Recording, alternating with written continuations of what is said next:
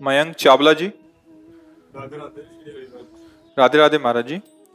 महाराज जी, मेरे घर में नकारात्मक ऊर्जा बहुत है, जिसकी वजह से घर में हर समय क्लेश की स्थिति बनी रहती है। अतः गुरु जी, आपसे अनुरोध है कि सकारात्मक ऊर्जा लाने का उपाय बताएं। वैसे रात दिन तो लगे इसी में कि आपकी सकारात्मक ऊर्जा शक्ति जो अपराध करने से नष्ट हो गई है। कोई भी हो, धर्म विरुद्ध आचरण करोगे तो जब उसका फल मिलेगा वो तो अलग होगा, लेकिन वर्तमान में उसका कार्य है निगेटिव स्थिति पैदा कर देनी, पति पत्नी में, पिता पुत्र में, क्योंकि वो अधर्माचरण जीवन भर तुम्हें दंड देगा और जब परिणाम आएगा तो बहुत ही भयंकर होगा। इसीलिए जो पहले के लोग थे डरते थे कोई पाप ना हो जाए। आज अपने लोग डरते हैं मतलब पाप ना हो जाए। अपने लोग तो मनोरंजन मांगते हैं। ये जो आज का वायुमंडल नया आधुनिक बच्चों का चला है, समाज का चला है, जो व्यवहार चला है, इसमें सुख शांति और सकारात्मक सोच कैसे हो सकती है? तुम रोज होटल का खाओ, फिर एक रसोई का तुम्हें 1 महीना पवाया जाए, पा पाओगे? आपका मन नहीं राजी होगा ना। नए नए भोगों की चाट और सकारात्मक सोच होगी, स्वप्न में नहीं हो सकती। संभलना बहुत कठिन है, समय बहुत विचित्र है। बहुत मतलब जो घटनाएं दिन प्रतिदिन दर्शन करने को मिलती हैं, सुनने को मिलती हैं, उसका कारण है कि हमारी बुद्धि राक्षसी भाव को प्राप्त होती चली जा रही है। राक्षसी भाव किसे कहते जानते हो? स्वसुख वांछा। मैं सामने वाले से सुख ले लूं, सुखी हो जाऊं। वो छोटी बात से लेकर के बड़ी बात तक वो सब उसी में आ जाती है।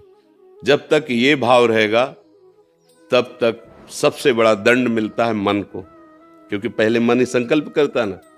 बहुत लोग विक्षिप्त और डिप्रेशन में पहुंच रहे हैं। क्यों पहुंच रहे हैं? क्योंकि मन को छूट दे दी ना। जो मन आवे सो सोचो, जो मन आवे सो करो, अब आगो वही मन। हमने देखा है वो डिप्रेशन के अधिक से दवा अधिक। अब हम भी अंदर से क्या आ रहे हैं, क्या इसको किया जा सकता है, कैसे संभाला है? क्यों? बन गया पाप। अब वो मन में ही सवार होकर रात दिन तुम्हें रौंद रहा है। बाहर से डंडा थोड़ी चलता है, कर्मों का डंडा तो पहले अंदर चलता है। अब आचरणों की पवित्रता नहीं तो सकारात्मक सोच कहां से आवे? आस्तिकता की नींव ही हिल गई तो सकारात्मक सोच किसमें बने? आप देखो, इसमें देखा है छाती के अंदर अगर इतनी भी त्रुटि है ना शास्त्र विरुद्ध, तो भय और घबराहट पैदा हो गई। लाख समझा रहे हैं उसको कि नहीं, इतना तो जब लगता है ये लोग कैसे जीते हैं, जो पूरी खुली छूट है मन को, और ये मुस्कुराते हैं। कैसे मुस्कुरा सकते हो? आंख में इतना जरा सा तिनका गिरे तो कष्ट देता है ना, और वही तिनका पीठ में गिरे तो कष्ट नहीं देता। तो ऐसी जो पापाचरण रथ हैं उनकी बुद्धि पीठ जैसी हो जाती है, और धर्म से चलने लगो तो आंख जैसी। जरा सा अपराध तो ऐसा लगेगा मौसम कौन कुटिल खल कामी, जिन मुख को तन दियो ताको न भजन कियो ऐसो नोन हरामी। सूरदास जी इतने बड़े महापुरुष लिख रहे हैं। भाई आज हमारी आस्तिकता की नींव हट गई, हिल गई। भोजन कैसा पाया जा रहा है और आचरण कैसे? जैसे अपने बच्चों को देखे ना गलत तो पिता माता को गुस्सा नहीं लगती, ऐसे अपने समाज के आचरण देख कर गुस्सा लगती। पर मेरे हाथ में कुछ नहीं, मैं केवल सोच सकता हूं और वाणी के द्वारा आपको बता सकता हूं, पर आप चलोगे तभी सुख शांति को प्राप्त होगी। क्या व्यभिचार करने वाला कभी सकारात्मक सोच का हो सकता है? जितने बड़े बड़े नृशंस हत्याएं सुन रहे हो, वो केवल सुसुख वांछा का भूत चढ़ा हुआ है, और ऐसे ऐसी हत्याएं, ऐसे ऐसे पापाचरण करते हैं। सकारात्मक सोच आएगी। जो अपने पति में भगवान नहीं देखती है, वो सकारात्मक सोच घर में पैदा कर लेगी। जो पति अपनी पत्नी को शरणागत समझकर प्रिय मित्र के समान आदर नहीं करता, उसकी मनोकामनाएं पूर्ण करने के लिए प्रयत्न से उस घर में सकारात्मक सोच रहेगी। जो पुत्र अपने माता पिता को भगवत स्वरूप नहीं समझता, वहां सकारात्मक सोच होगी। रसोई में मांस बने पी के शराब आओ करो व्यभिचार, सकारात्मक सोच कहां से आएगी? सकारात्मक सोच पवित्रता और पुण्य में प्रकट होती है, नकारात्मक सोच अपवित्रता और पाप में प्रकट होती है। ये सबकी समझ में नहीं आएगा। जो गिरा हुआ है उसको गिरने का भय नहीं रहता, जो चल रहा है उसको गिरने का भय होता है। तो भगवान की आपके ऊपर कृपा है, जो अभी आपके अंदर ये प्रश्न है कि सकारात्मक सोच कैसे आवे, नहीं तो ये प्रश्न ही खत्म है, ये प्रश्न ही खत्म है। रुपया कैसे आवे और आज किससे कैसे सुख भोग लूं, बस इतनी मानसिकता रह गई। छल से, कपट से, मित्रता का नाटक करके या जबरदस्ती, जैसे बस दो ही लक्ष्य हैं। जीवन में क्या होगा, हमारे जीवन का परिणाम क्या होगा, मैं यहां किस लिए आया हूं, क्या कर रहा हूं, क्या करना चाहिए, क्या नहीं करना चाहिए, ऐसे प्रश्न तो पवित्र हृदय में उत्पन्न होते हैं। कहीं ना कहीं आपके कोने में पवित्रता है जो आपको अभी प्रेरित कर रही है। तो एक काम शुरू कर दो, नाम जप करना। जिस जगह में नाम उच्चारण किया जाता है, जय जय श्री राधे, जय जय श्री राधे, वो वायुमंडल पवित्र होने लगता है। अगर घर में आप 10 मिनट कीर्तन शुरू कर दो, राधा राधा, बहुत से भगवान नाम आचार्यों द्वारा दिए गए, जो नाम प्रिय हो, सब नाम समान है।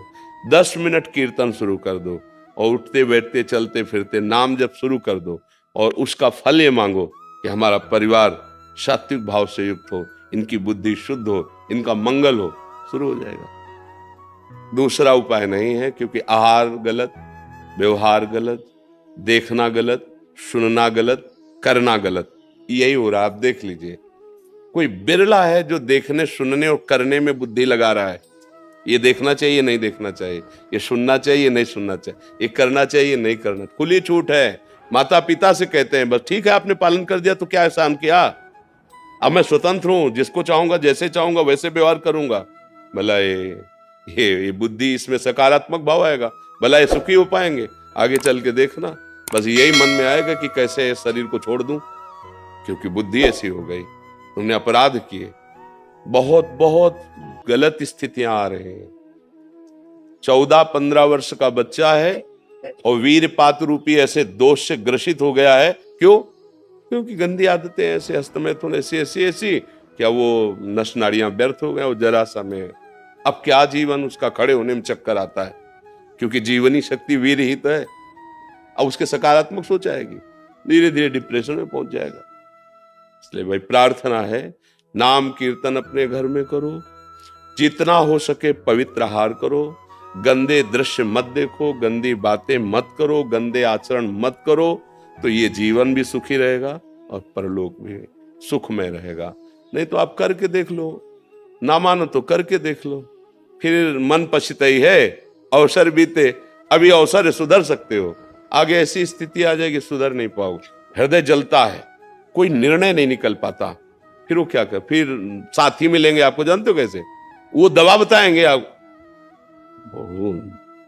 अब रिलैक्स एक बन गया रिलैक्स। अब ऐसे गंदे गंदे आचरणों में बढ़ावा देने वाले आज मित्र मिलेंगे, आज बैठाल कर सत आचरण में चलाकर तुम्हें परमानंद प्रदान करने वाले नहीं मिलेंगे। वो भगवान की कृपा से मिलते हैं। जब द्रवै दीन दयालु राघो तो साधु संगत, भगवान की कृपा है जो आप आकर बात कर रहे हैं। हमारी प्रार्थना मान लीजिए, घर में कुछ मिनट स्वयं कीर्तन, किसी को मत कहिए, जोर जोर बोलोगे रामकृष्ण हरि तो सुनाई तो देगा ना। तो जो कथन का फल होता है वही श्रवण का फल होता है। वो अंदर से नाम जप कीजिए। नाम ही एक सर्व सामर्थ्यशाली है जो आपको हर संकट से बचा सकता है, वायुमंडल को पावन कर देगा। का घुसुंड जी जहां बैठकर भगवत चर्चा और कीर्तन करते थे, उस क्षेत्र में प्रवेश होते ही गरुड़ जी के सारी जलन मिट गई, सारे संशय मिट गए। इसलिए हमारे पास तो यही औषधि है।